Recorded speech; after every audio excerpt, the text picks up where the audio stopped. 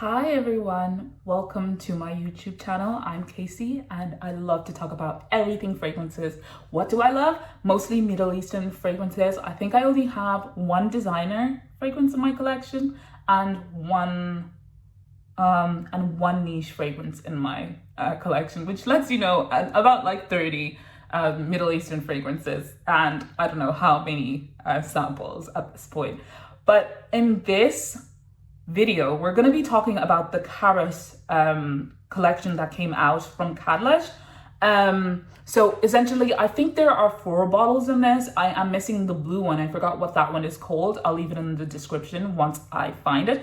But here I'm going to be talking about Karus, Amber Gold, Oud Fire, and Secret Musk.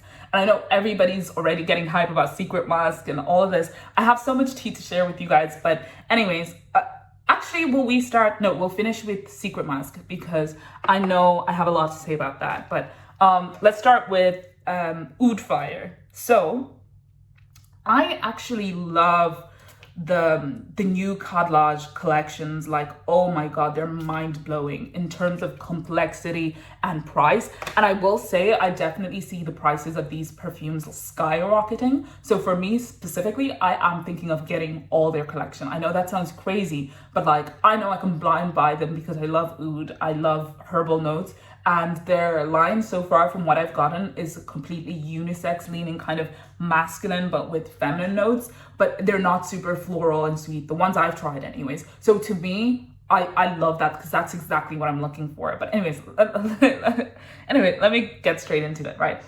Karus Oud Fire. It literally smells like it sounds. Like it smells like oud, wood, kind of like that fiery essence.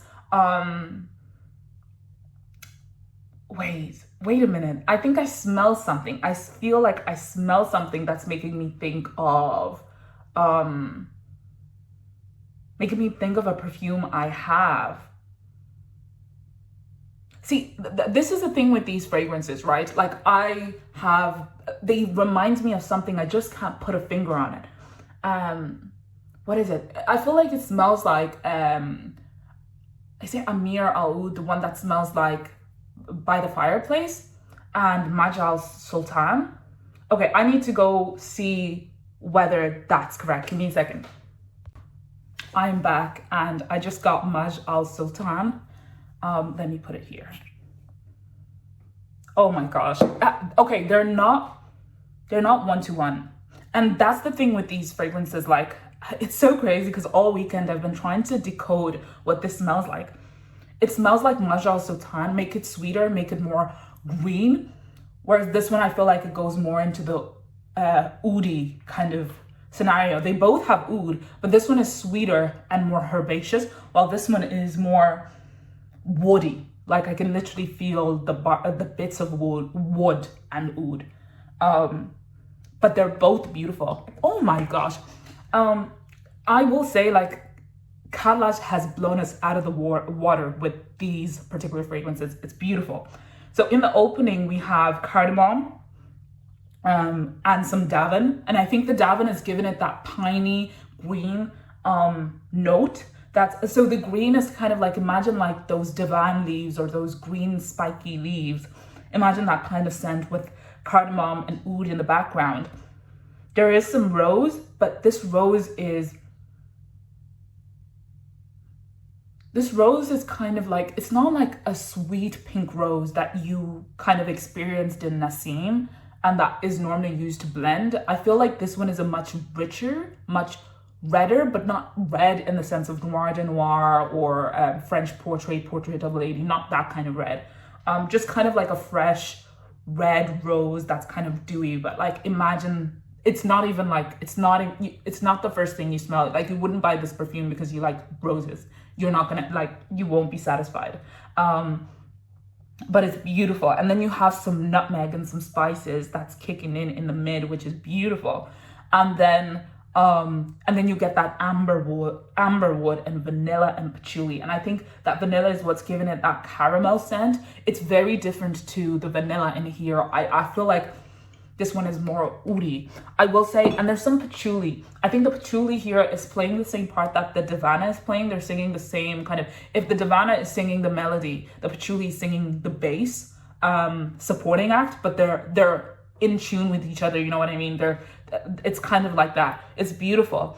I personally love this collection. I think it's beautiful. And I've seen them go, their prices that they should be is like 35 to 40 euro. But the way that Notino is selling them for 75 and they're starting to go up, I definitely believe that's what's going to happen. It's going to be a Jasmine Wisp situation with all of these. And to be honest, I found a store that sells them for a decent price. So that's what I'm going to do. I'm going to buy all of them before the prices go up. And is it going to be a pretty penny? Yes, it is. But I genuinely think these are timeless fragrances. These are timeless. They're not trendy. They're not, but I will say they're not easy to love. If you don't love oud, if you don't like is it not campfire, by the fireplace, and especially if you don't like Majal Sultan, you won't like that. And I will say, like, if you're not a fragrance collector and you just want something, like you're the type of person who loves fragrance, you love one of each, and you're asking me, like, what would I buy? Like, is it redundant to have this and Karus Oud Fire? Yeah, it could be. It could be redundant if you're not a fragrance collector. But I think that if you're not, which one would I pick? I would pick this because it's much cheaper and it lasts the same time, I would say. I would easily pick this. The other one, Karus Oud Fire, is not any better. But I will say that it's just a tad bit sweeter, but it's not even that much sweet. Like, if you found this to be too masculine, too woody, too like that side of things, you won't like I don't even know that you would like this whole collection of Amber Gold and Oud Fire, if I'm being honest. And you can literally smell the fire, which is insane. I was gonna say that when it opened. Okay, let's talk about Karus Amber Gold. Okay, oh, this is very fruity when it opens up, which is really interesting. So this smells very familiar as well. These fragrances smell like something you already know. To me, it has like a fruity opening that I can't detect, but maybe I'll look at the notes in a little bit. I think it's a rose, maybe. A rose with something, but this definitely smells kind of in the similar vein as Noir de Noir.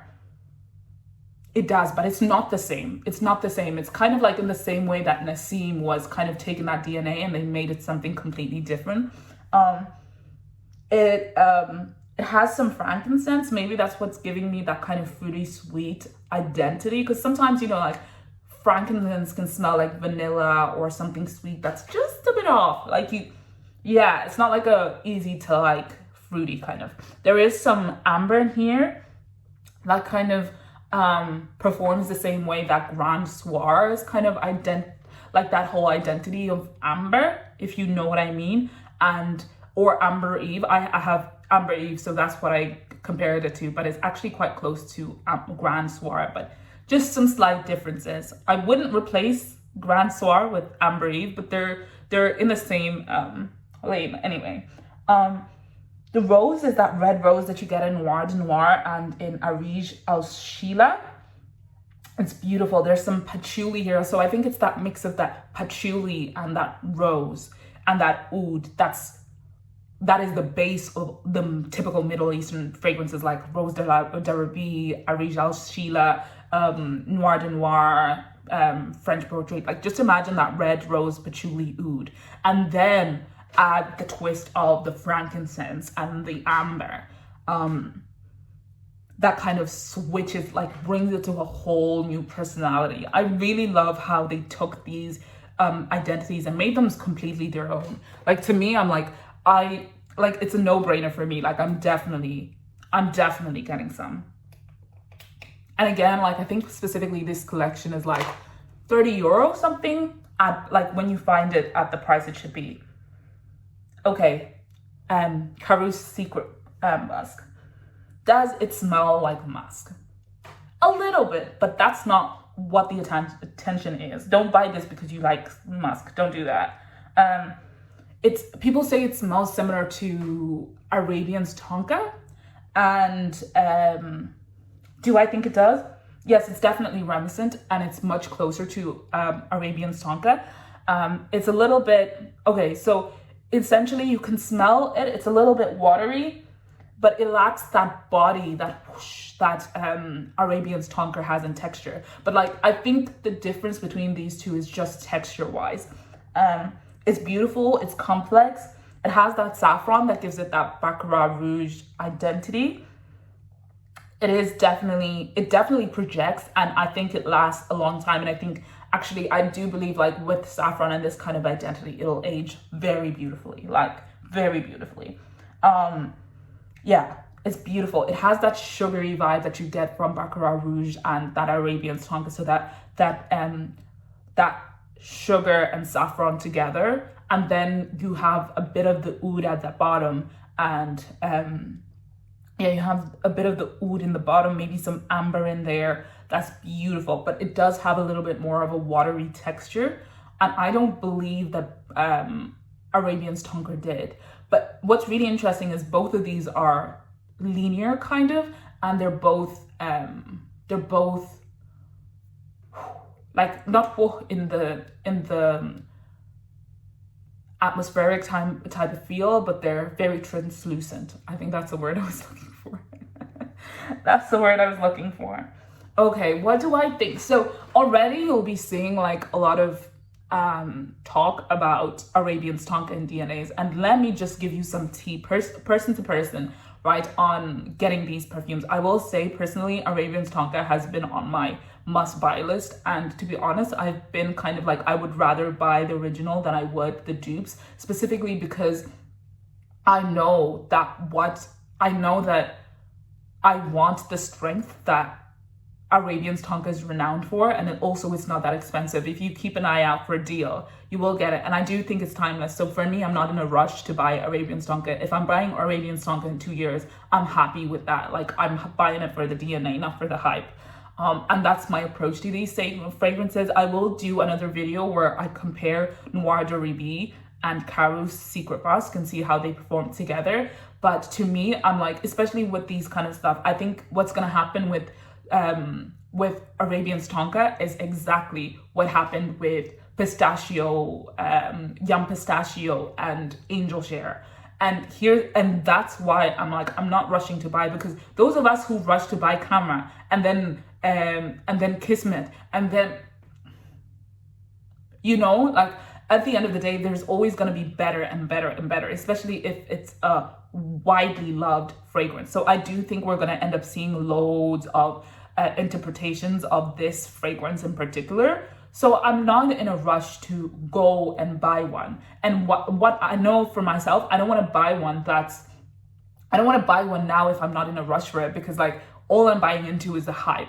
And I don't know if you guys notice, but like if you wait a couple of months, 1, 2, 3 months, the perfume doesn't get old. But you'll start to see those people that were hyping it start to be like, oh, actually it's on my declutter list. And that's no shade to them. It's probably because they really liked it to begin with when they got it in the first 2-3 weeks. But perfumes age, and you age with them. Like, you're not buying a perfume for you to wear it just for a week. You want to wear it over time, over years. Like, so you want something that will make you feel good. So for me, I always wait until the hype dies down, or wait maybe like 6 months, especially if it's like a fragrance like Arabian Tonka that's super hyped. I'll just wait like half year. And also you get those perfumes for a much lower price in the end anyways. Like Camera, I think at the time was selling for 60. You can get it for 30 euro now. Like, come on, let's be for real. Like, that's how I feel about these fragrances. So for me, I will say I am gonna buy all of this particular list. I am thinking about whether I'll buy Secret Musk. Do I think it scratches the same itch as Arabian Tonka? No, it doesn't, because Arabian Tonka has some body that Shagaf Oud has. You know, like that oud body. But this one is a little bit lighter, more watery, more transparent almost. So I don't think it will ever touch the longevity that Arabian Tonka does, and the complexity and the feeling. So to me, I'm like, I'm not buying it for that reason. I think I'll be only buying it for the sake of having a collection of the Karus collection because it's beautiful. But maybe that's a waste of money. I don't know. I'll sit down with that thought, and I'll come back to you guys once I have the actual perfume. So for now, we will leave it at that, and I would love to hear your thoughts if you've smelled some of these, how you feel about all of the, you know, the perfume reviews, and how you buy your perfume specifically, especially if it's hyped and you know you love the DNA. Like, what's your approach? I'm very keen to always learn from other people. I always think like sharing information is how we all learn. You don't know about yourself until you don't know what you don't know, you know? But yeah, stay tuned. I'll do another video of Karus Secret Musk versus Noir d'Arabie by Fragrance World. And yeah, have a good time. Don't forget to like, subscribe, and just comment. Tell me what you think, okay? Anyways, until next time, bye.